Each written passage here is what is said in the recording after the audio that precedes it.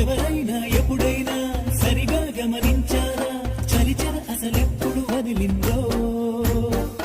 అణువణువు మురిసేలా చిగురాసలు మెరిసేలా తొలిసెగుణం ఎప్పుడు ఎదురైందో